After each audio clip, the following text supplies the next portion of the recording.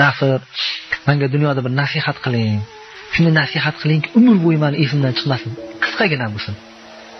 Yaxshi gap ikkita bo'lsa, bir-birini bittasi urib yiqitib o'ldirib qo'yadi. Esda qolmaydi. Nima dedi? Bitta gap gapirdi, esda qoladi-da. Yana nima dedilar deydi. Esda qolmaydi. Agar bitta gap gapiring, men umr bo'yi esimdan chiqmasin desa, o'sha aytgan ekanlarki, uzoqqa safarga chiqqanmisan deydi. Chiqqanman taqsim. Uzoqqa safarga chiqqan bo'lsang bilasan. Men ham chiqqanman, men ham bilaman o'sha ishni. Safarga chiqqan odam quruq ketmaydi, cho'ntagida pul bilan boradi. Pul bilan borganda begona shaharda odam birinchi bozorni aylangisi keladi. Bozorga kiradi, ko'ziga allanbalon narsalar ko'ziga ko'rinadi. Kerakmi, emasmi, rangi chiroyli bo'lsa olaveradi. Oxiri puli kam qolgandan keyin nonga ham o'ylab ishlatadigan bo'lib qoladi.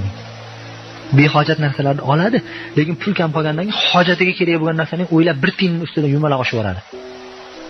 Sabr rasman bilaman-da, shunday narsa bo'ladi-da. Taksiga beradigan, marshrutkaga beradigan puliga o'ylab bergisi keladi-da. Iloji o'shani bilmasa piyoda ketib borsiz-da. Vaholanki behojat narsalarni olgan. Ha shunday bo'ladi desam, o'xshatgan ekanlar.